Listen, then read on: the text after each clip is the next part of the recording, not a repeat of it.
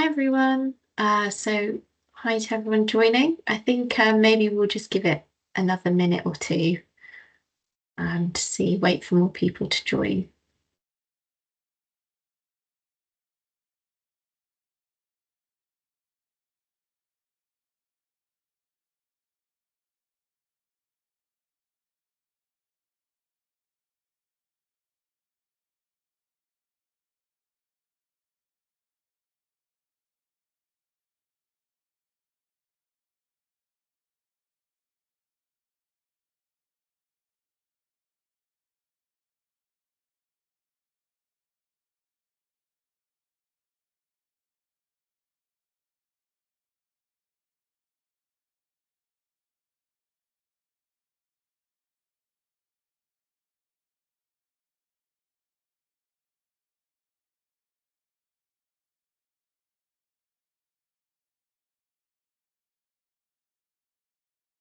Okay, it seems like we have nearly 40 people, so might be a good time to start in the interest of time.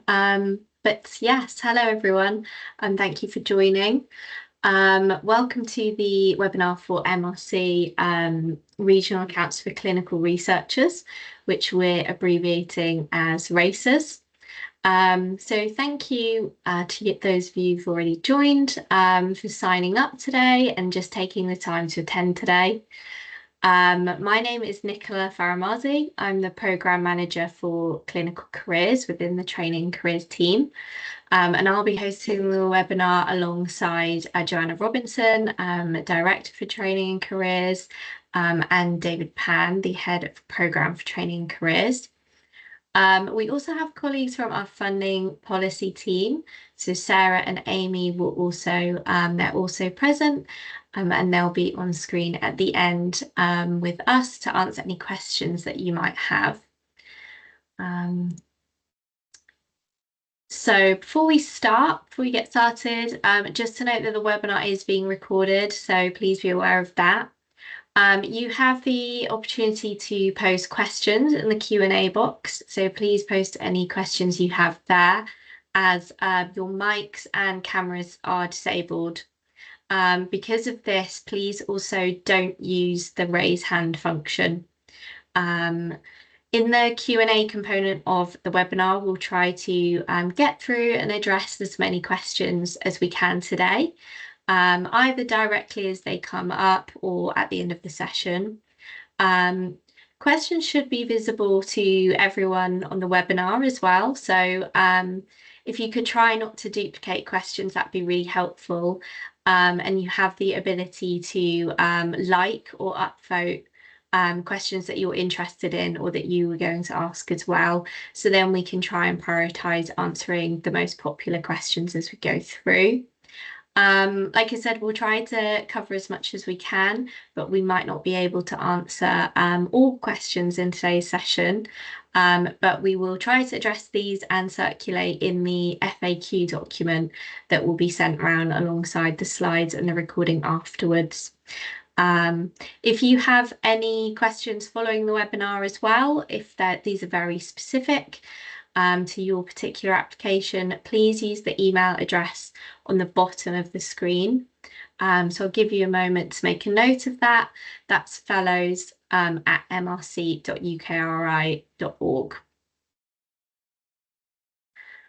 So just to give a quick run through of what we'll cover today.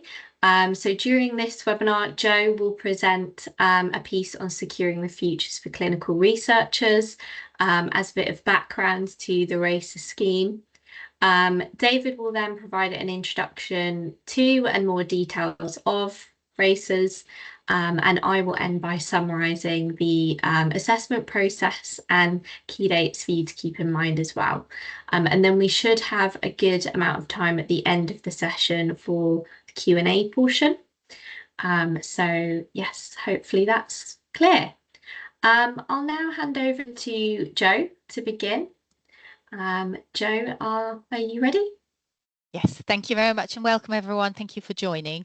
If you go to my first slide, Nicola. I will just start with a bit of context. I will keep it brief, but the context for this initiative is very much rooted in the recent reports that have emerged, commissioned by the Office for Strategic Coordination of Health Research. We all know that clinical research drives innovation, economic growth, and improves patient outcomes. However, there has been a documented decline in clinical academics, particularly in light of the expanding NHS workforce. This group was brought together across the UK to look at the situation and the causes and evaluate those, but most importantly, to look at and propose solutions and actions that can be taken. So far, there have been 2 reports that have been published, one focused with recommendations for medics and one focused on recommendation for nurses, midwives and allied health professionals. And there is a further report focusing on dentists in progress at the moment. So some of the recommendations are specific to funders. So I'll very briefly recap some of those and what funders have been doing. So the first being to create a common and visible national research career pathway, and also to make that pathway as flexible as possible. So we at MRC have been working across major funders in the first instance to map what is available to clinical researchers across the career pathway shown here. The full mapping is available on the Catch website with a link in the slides that will be circulated. And the intention is to make that more interactive and more comprehensive with further funder offers over time. It does also align to the newly launched UKRI fellowship framework. So therefore, we hope that by presenting things in this way, it will make it much simpler and easier for applicants to navigate the offers available for them at individual career stages. The second recommendation to funders, then, if we go to the next slide, is very pertinent to today, which is that in doing that mapping, to think about where the gaps are in terms of support. So the gap that we identified looking through was to provide more opportunities for clinicians to engage with MRC remit research in biomedical discovery science, particular post-PhD, or if they were wanting to return to research. So in that phase 3 point of the pathway. And what we are doing here, and I won't go into any detail because that's what David and Nicola will cover in a minute, is to take a much more flexible approach to that and aim to learn from our review of the clinical academic research partnerships, where clinicians told us that what they wanted was more flexible, localized funding and more local support so that they can be supported at the right time for their long-term success. And we'll focus very much on what we're looking for in those applications today. And then next slide, Nicola. The third thing we are doing as funders is to aim to de-risk the creation of secure research posts for clinicians. So what we have done within MRC is to build on the existing UKRI Future Leader Fellowship scheme, which supports people over a 7-year period with a tapered salary into a permanent post. And we've done that collaboratively also with other major funders, NIHR, CIUK and BHF, who are aligning schemes to that same model. The take-home point here, and to take back to your communities, is that clinicians enjoy a very strong success rate through the Future Leader Fellowships competition, and they're able to compete for all of the approximately 70 per annum awards available. What we have done is enabled you to put forward more clinicians over your existing cap every year, and we will also put in additional funding, so more clinicians will be supported through this route into secure posts. So then my very final slide in terms of context is going back to that mapping and the different phases of support. I did want to flag that we are continuing the support mechanisms that we had in place at key career stages. So Nicola, if we just have the next slide, we are continuing our clinical research training fellowships, which support clinicians to undertake PhDs. Every year we're putting in place the new regional accounts to support continued engagement with research post-PhD or return to research. We are continuing our clinician scientist fellowships, but we are or will be encouraging clinicians to come forward slightly earlier and enable that difficult first step and develop a group and not have to wait later until they are more experienced. We're enhancing the clinical future leader fellowships, and of course all our response mode research grants are open to clinicians leading proposals or being part of a team. And if you're interested in how that fits in more widely and how we support people and teams, the link to our training careers priorities will be part of the slides that are circulated. So I think that's enough in terms of context, that gives you an idea of why we're putting this initiative in place as part of the recommendations from the recent reports. And with that, I will hand over to David, if we go to the next slide, who will take you through more of what we're looking for in this particular initiative. Thanks, Joe. Good afternoon, everyone. So let's walk through what we are looking for RACRs. So as Joe said, it's a £6 million trial initiative, but importantly, there is the ambition that we will scale this up going forward. But to start with, it's a £6 million trial. And as already identified, it's primarily to address gaps that we've identified at critical career pinch points. And the important thing about it is about the flexibility that it offers to enable clinicians to be able to come into long-term success clinical researchers and support for the UK in general. Importantly, applications must be from a consortium of UK eligible research organisations, and that's universities and NHS trusts. And I'm using trusts in the broadest term here, so to cover devolved nations as well. So it might be boards or equivalents which dependent upon which devolved administration you're in. But one thing is we're very much aware of there are schemes in place already and local practices that can be built upon to provide these flexible opportunities to support clinicians. So we will provide funding for up to 4 years, and importantly, it's at 100% full economic costs. Okay, so no, at full economic costs, and this should be put in as exceptions. And we fully expect to fund 4 to 6 races within this pilot phase. And as mentioned before, many of you will be familiar with our clinical academic research partnership scheme that we jointly funded with RACR. This is not meant to be a replacement of CARP, but we are very much building upon what we've learned from the CARP review, and that's the key elements about the partnerships between clinicians and academics and the request for greater flexibility.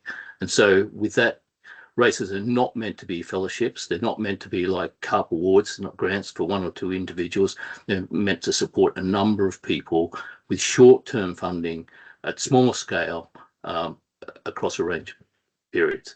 So support the critical gaps that we've identified and position individuals for subsequent opportunities. And as I said, not intended to provide full-time support for individuals. Thanks, Nicola. So let's run through who can apply. As I've already said, applications must be led by a single applicant on behalf of a consortium of eligible UK research organisation and NHS organisations. And each consortium should define the appropriate partnership and what that is, providing clear justification and a strong rationale. So we very much encourage you to consider the regional groupings and draw upon or expand upon existing local development opportunities. We also want you to consider how you expand your partnership, if not yet in place, and how it would be adapted or scaled up. We want to know what works now, and that should comprise what your bids, how it's submitted. But we also want to know within the bid what the ideal level of funding that you could support to be able to deliver this in a greater capacity. We also very much recommend involvement of industry partners or who is appropriate. Could be local charities, SMEs, local government companies, digital tech companies. Encourage those. Notably, if you do have an industrial partner involved, it will require completion of an industrial collaboration framework. So there's forms and processes in place, and this is basically just to ensure that all the necessary discussions have taken place and been initiated prior to any collaborations, and that the nature of the collaboration is compliant with MRC subsidy or the guidelines for subsidy control. So who can benefit? So each RACR consortium will have the flexibility to identify and fund clinical researchers who are eligible to benefit from the overall RACR awards. So whilst they are conducting research within an MRC remit. So this is all clinically active registered healthcares eligible to benefit from this. This could be nurses, midwives, and you can see up on the slide there, allied healthcare professionals. I won't read out the list, going through to vets, all the same people that will be eligible to apply to our fellowship schemes and awards through MRC generally. But it must focus upon the critical career points that we've identified that are gaps: post-PhD transition or returning to research. And as I said, it must be within research within MRC core remit. So there's flexibility of how you can use the funding and how this is done. It could be supporting, research time, it could be training, but the use of funds should not be locked. But it has to be within MRC remit, which is basically fundamental discovery science, generating mechanistic understanding of disease, through to the development and testing of new diagnostics and therapeutic interventions and preventative measures. So importantly, it does not include, excuse me, patient care pathways or efficacy evaluations or healthcare economics or systems focus, which would typically be within NIH remit. So, excuse me, next slide, please, Nicola. So what we're looking for. So, the purpose of this is to enable the key pinch points to be addressed. So that's what we're looking for with your bids and research that directly aligns with MRC core remit. So we want strong regional partnerships, as I've already said, clear plans to develop one or involving relevant institutions. It could be newer or longer established medical schools. And then obviously targeted plans, what your targeted plans are to identify the pinch points that we've identified. So we want to build on things that are already in place. So we expect complementarity with existing local and regional activities. And we want to know about the strategies that you want to expand upon this, when necessary, to develop new offers across the partnerships.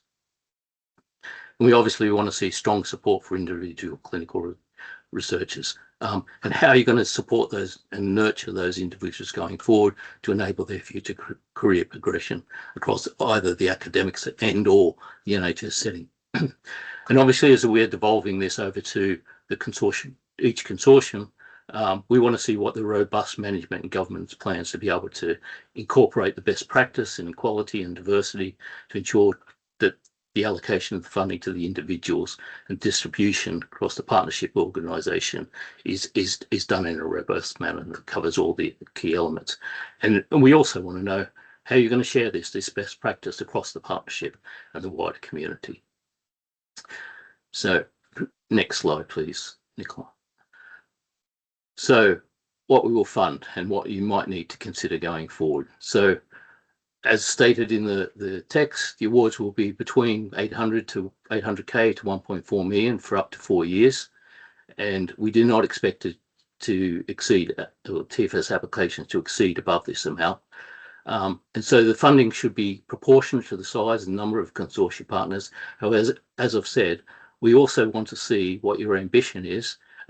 We have an ambition to scale these awards beyond the current range. So also within the bid, but not within the actual amount that you're requesting within TFS, we want you to indicate the optimum maximum scale and what additional impact could be achieved at the higher scale. So next, yeah. So funding can be used to enable a wide range of activities that support the scheme. It could be things such as salary contributions, time buyouts, or modest direct costs of research activities that cannot be met via the partnership. And that's important, that, standard things we would expect the partnership to provide. So it's only in certain exceptional conditions where it cannot be delivered from the partnership that the direct costs of research might be included. And importantly, we reserve the right to adjust the portfolio of outcomes after the interview stage.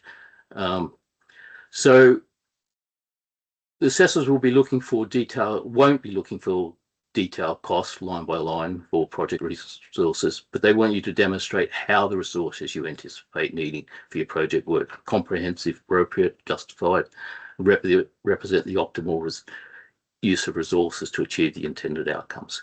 And obviously, they maximise the potential outcomes and impacts.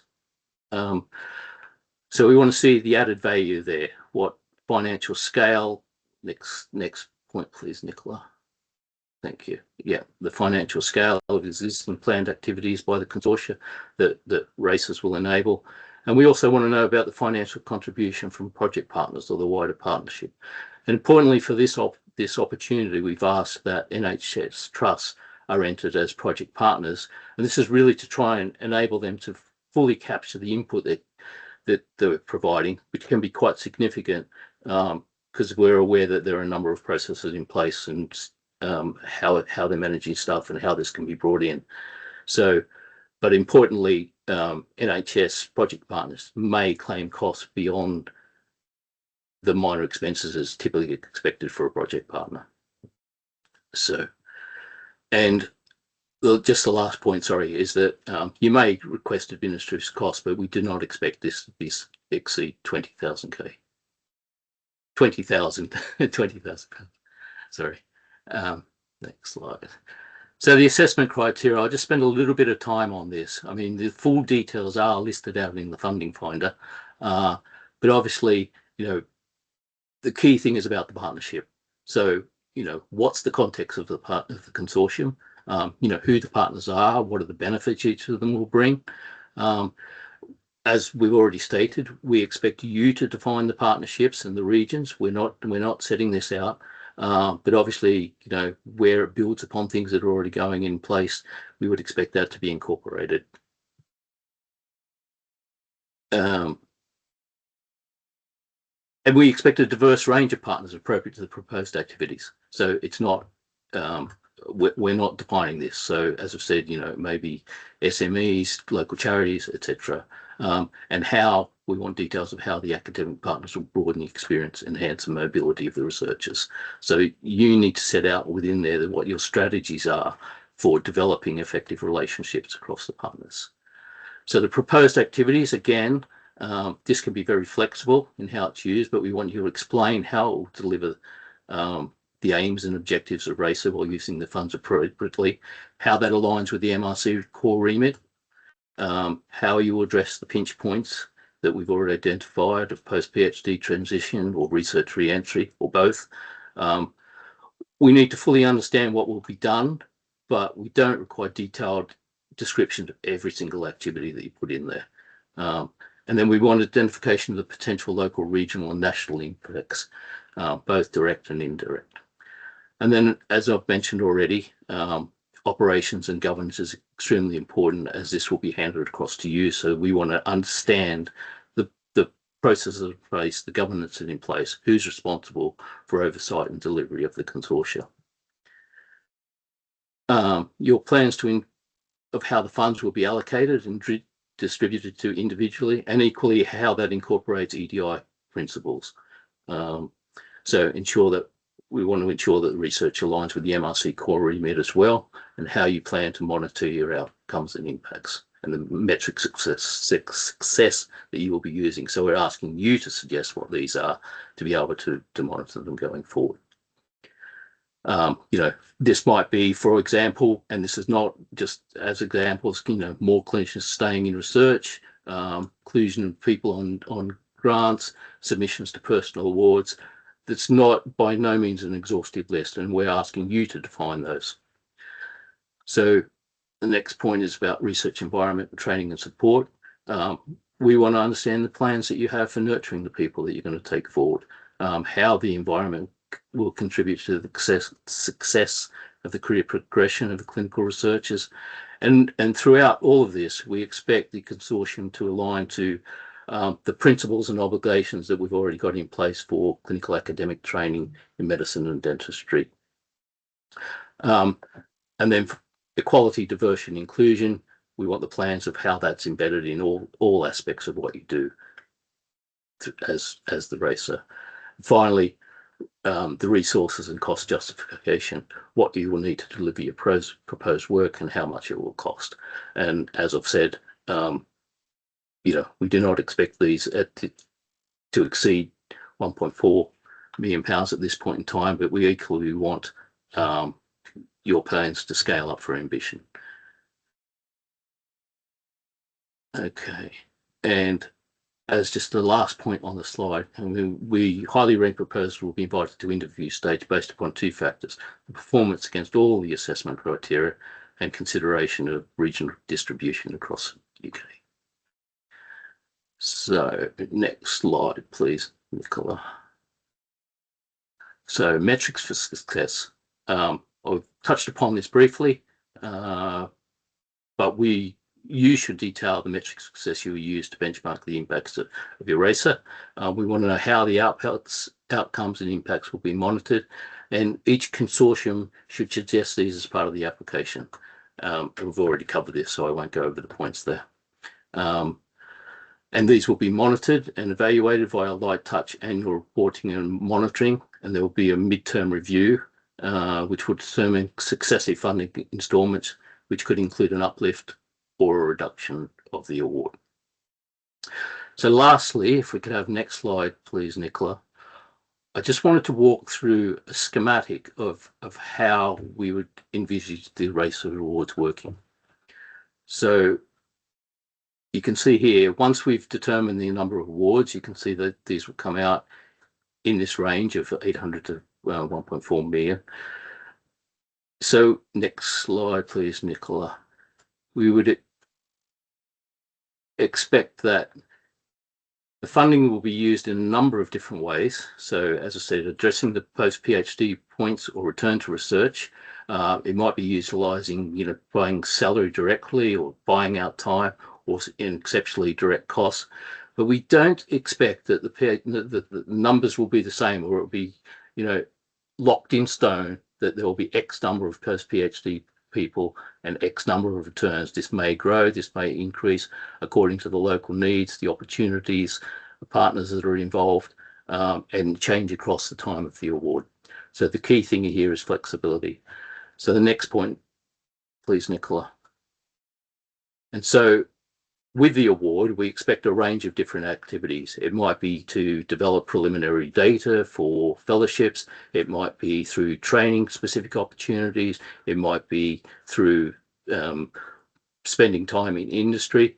We're not putting limits on what these are. These are expected to be a range of different things that you define and justify as to how this are going to achieve the overall benefits of supporting people across their careers and their longer term futures. And next slide, please, Nicola. And finally, we're asking you to suggest what the metrics will be for each different type of activity. And as I've already said, this might be through fellowship applications, it might be through co-Is on grants, it might be through various other different key performance indicators, and it will depend upon what the activities are as to what the indicators are. So it's not possible to define them at this point in time. So next, please, Nicola. So there will be midterm annual reports and midterm reviews, and determining the success of how you're meeting the KPIs and the metrics of the awards and whether they're achieving the goals of the RACRs or not. And so there's a possibility that the awards can increase, or alternatively awards reduce. And the other thing is that, dependent upon SR allocations, there might be the opportunity with further funding that we may be able to grow the awards separately, depending upon our SR allocations. So I hope that gives you a snapshot, or in a sort of single slide view of the sort of, overview of RACR. But the key point about it is that they are to be flexible. So covering, a range of different uses, activities, supporting multiple individuals, and there could be multiple metrics with that. So I think that covers it, and I will hand over to you, Nicola. Thanks, David.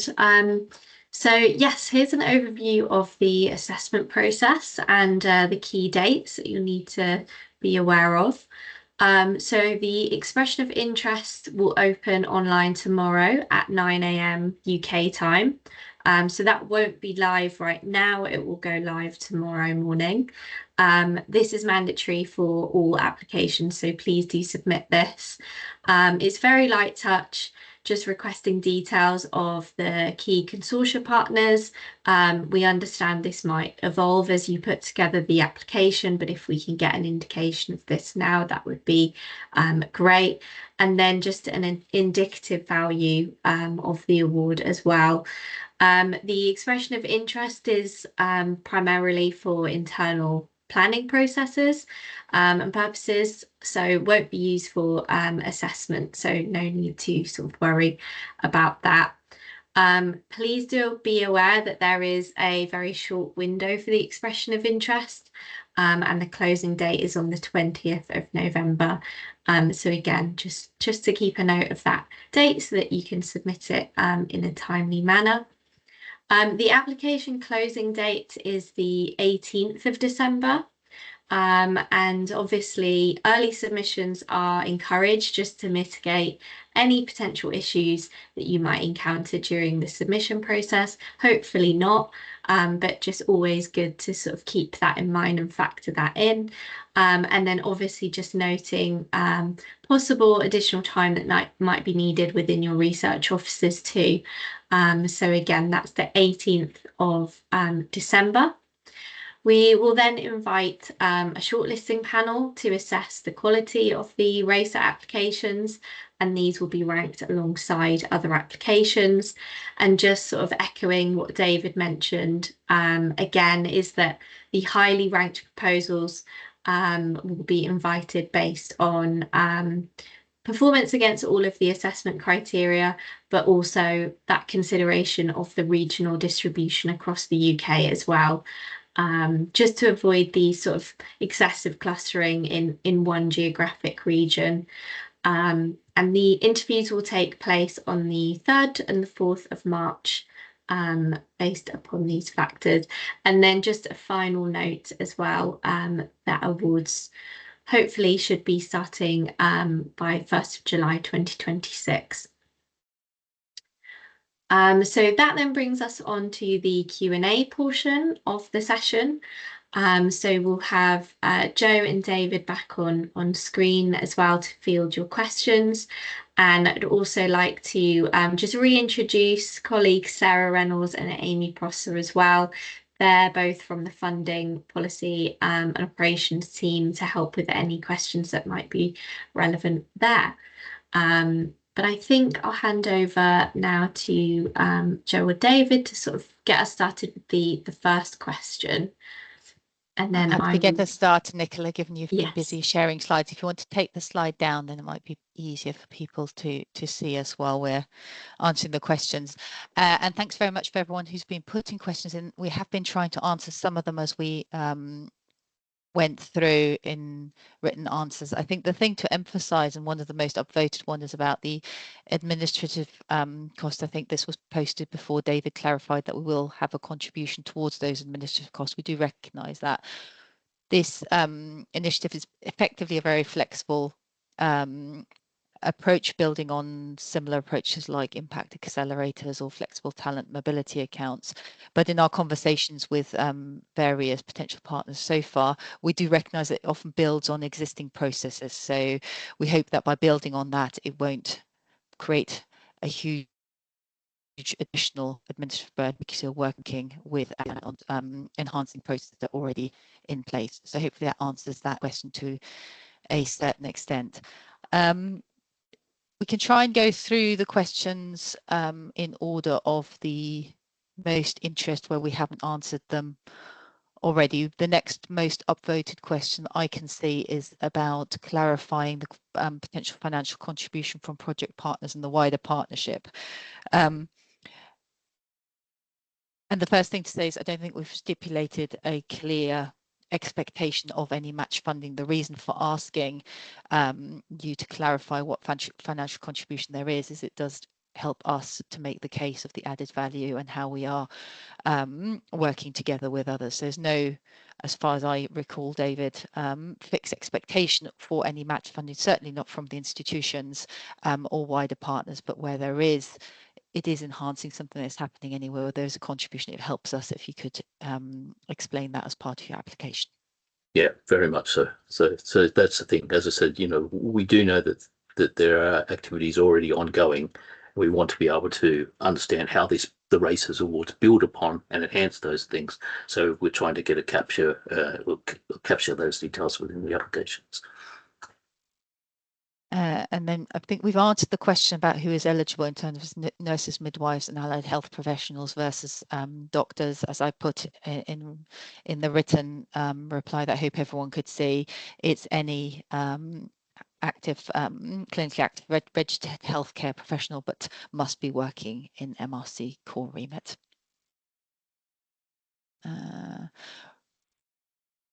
Right, the next one I have is about the size of the consortium and proportional requests for funding, and what we're defining as a sort of small and focused bid versus large one. We are aware of potentially some very large consortia planning on coming in whole regions, coming together across large parts of the country, which we would expect to be at the bigger end. Even the smaller ones we'd expect to be multiple organisations coming together across different institutions. The thing that David has already said, and that may have been after this question was typed, we do hope to build on these awards. So while we're limiting them at the moment to 800 to 1.4 million because we only have this trial amount, we do hope to build and enhance the awards possibly quite early on in the award process. So hopefully that helps with that one. Nicola, did you want to take over with any of the questions now you've managed to orientate yourself? Yes, yeah. So I think one that had a couple of votes was about whether the consortia or applications have to cover both of the critical career points, or whether they can just focus on one or two as the needs of the regional community. And I think there we're flexible. I think we'd like to hear your plans on how you will decide where to focus and how maybe if it were to scale, you might focus on others. But if you do want to focus it in the first instance, it is for you to describe what you think will work. But it would be useful to know that if you were to scale the award, and there was a question on that as well in terms of where to put those plans to show how you might be able to broaden that support. Anything to add, And David? then, sorry.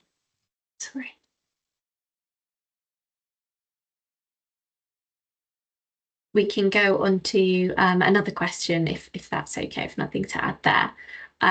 But the sort of another thing that's popping up quite frequently is just maybe clarifying sort of the ability to cover the salary costs and the amount of funding in order how we'd envisage that being structured across the consortia, and how that's used to buy out time and things like that.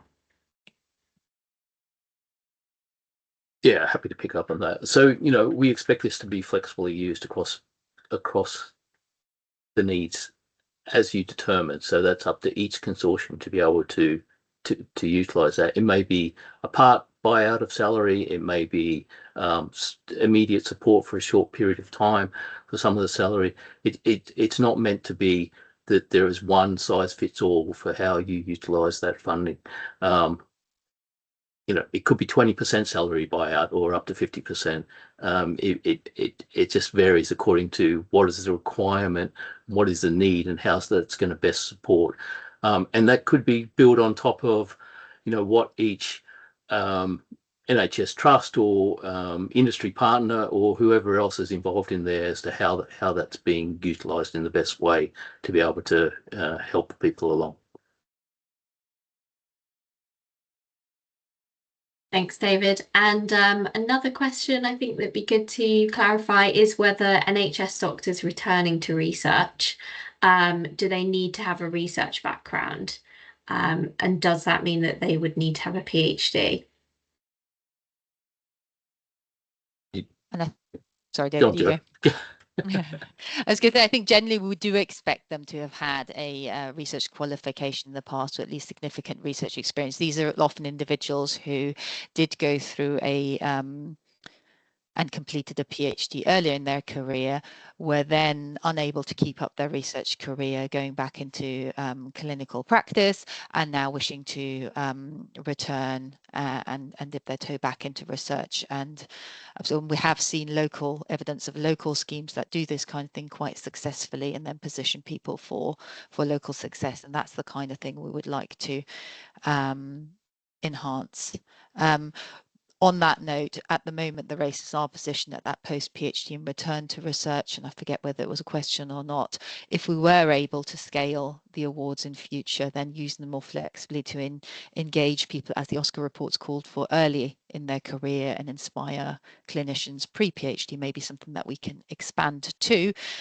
We've just tried to focus it at the moment, given that the funding is currently still limited.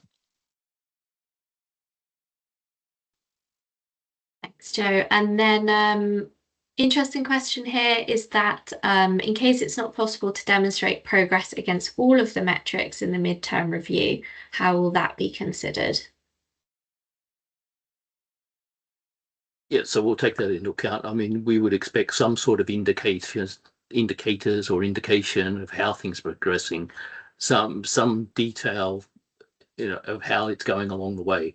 But you'll be able to speak to that at the time when it comes along. But certainly, depending upon the type of work, depending upon the activities that are developed, it's, as I said, we can't define what the performance indicators are at this point in time. So it would be very much dependent upon what you do. But yes, that will be taken into account. And just to add to that, what we're trying to establish, we'll try and establish here, as I think came across with David's detail, is then regular conversation, strategic relationship with the award holders to find out what worked and what didn't, and share that best practice. So we're very conscious that you might try some things and actually feedback, we tried that and it wasn't quite the right thing because of that, and we'll take that into account. We want you to try and support people flexibly and learn from that and share that with us and with other consortia as we go along. So give us good metrics that should be measurable, but then there'll also be an opportunity to provide a narrative for what worked and what didn't, and why that is, and what you've learned from it.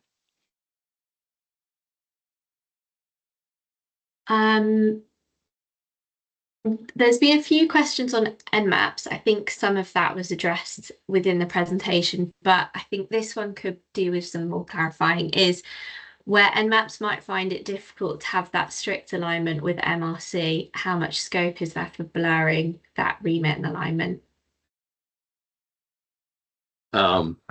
Well, it will have to fit within MRC remit.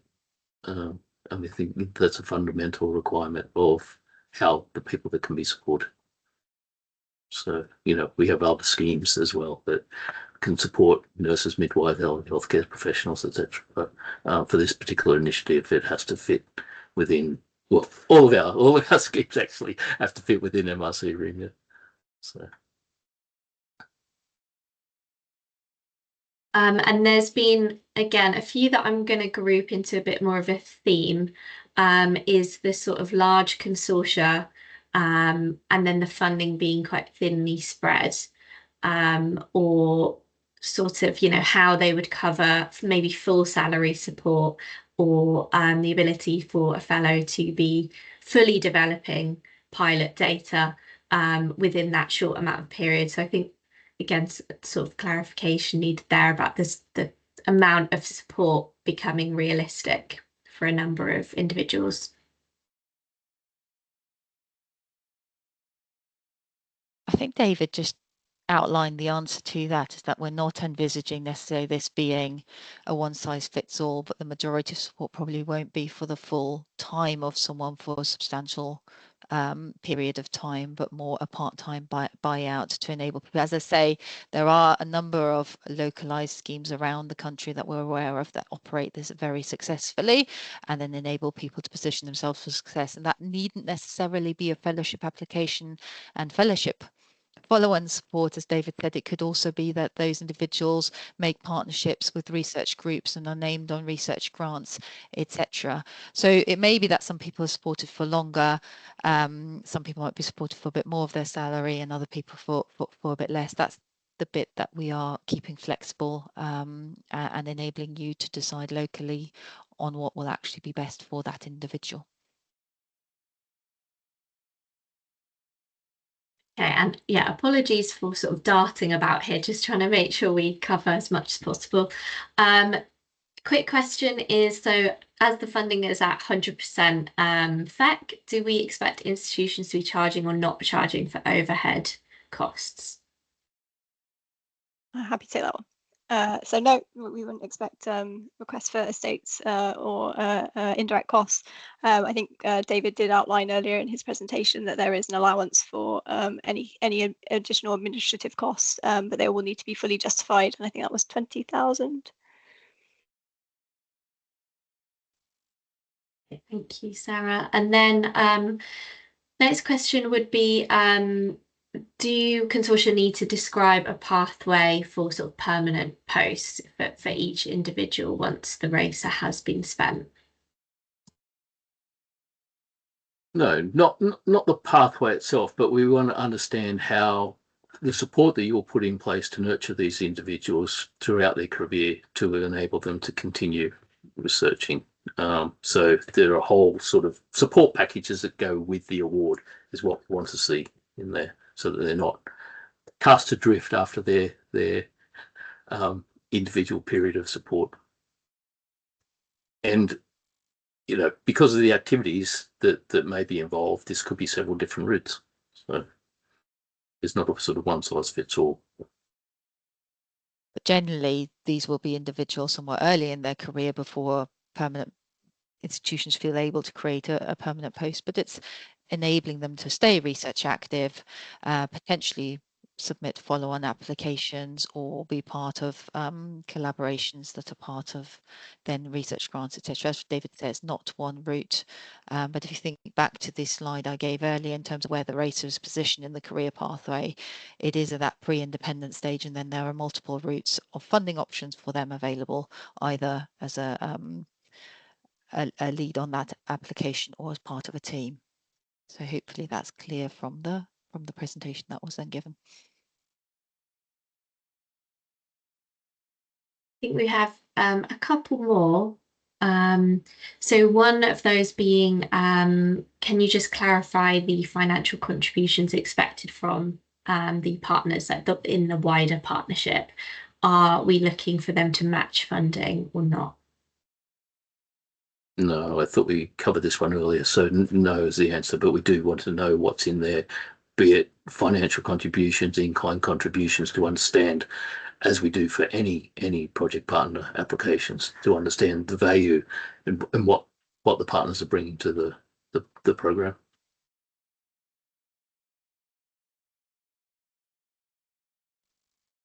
And I think that's sort of covering most things. If anyone has any sort of final questions that they want to put in the Q&A.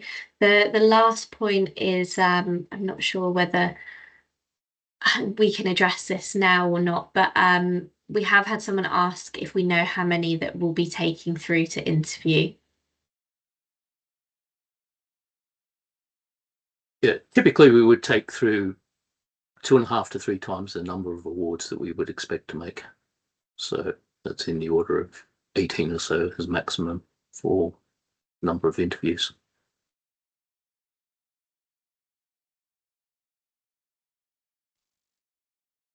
And I think we've covered, because there's various questions in terms of what the scale, what the scale of a consortium being, just scanning through the questions, and what makes too large a bit. But I think we've covered that in terms of, we are aware of some very large consortia considering coming together.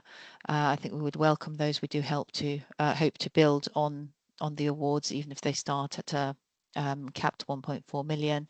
And the thing to bear in mind that if there are multiple bids from a certain region is that consideration of geographical spread. We do hope that at least the first 4 to 6 will have a spread of geographical distribution in the awards to cover areas in as much of the country as we can, and then seek to grow those over time. And we have had a question sort of just come in about explaining a bit more around direct costs, as running costs are a major issue for early post-PhD clinicians. Sort of standard consumables, lab costs, those sorts of things we would expect project partners to be able to support already. It was something that the partnership could not provide as it is, or not in place where they were there. So, standard things, routine lab consumables, we would expect to be in place.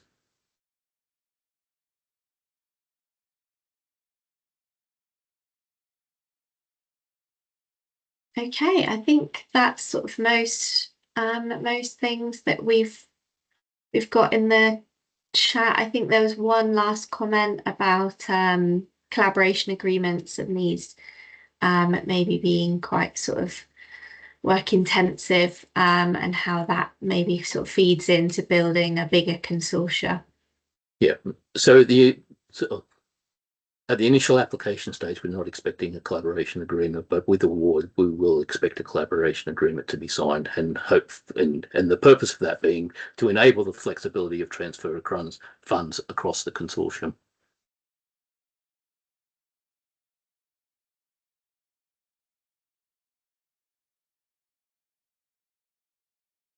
But given the flexibility, then also building on that partnership throughout would be still an option that we can discuss. As I say, we do hope that these will develop into quite strategic relationships with the award holders. Oh, another one I was just going to draw us to a close.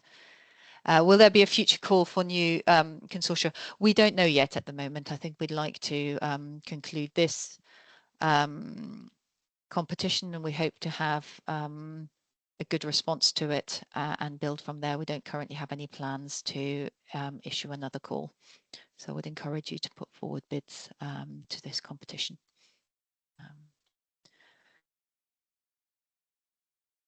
And if there's no more questions that we can see, and it is a little bit hard to keep track of them all, but hopefully we've answered the majority of them. What we will do is summarize some of these and make sure that we circulate. And if there's any we've missed, if there's a question that you've put in that we haven't answered, we will go through and make sure that we answer those. But was there anything else, Nicola, or did you want to draw it to a close? No, I think that was everything. The only thing I will say is, yes, if there has been anything that you've missed or a question comes to a later point, the email address was the fellows@mrc.ukri.org, and that is on the call text on our website as well if you want to get back in touch with us. Yeah, I think that should be everything. I can't see anything else coming into the Q&A at the moment, but yes, thank you to everybody for your time listening, engaging in the opportunity, and sort of wanting to ask questions and hear more about the RACRs. Best of luck with any applications, and also thank you to our speakers as well. But I think that's it from us.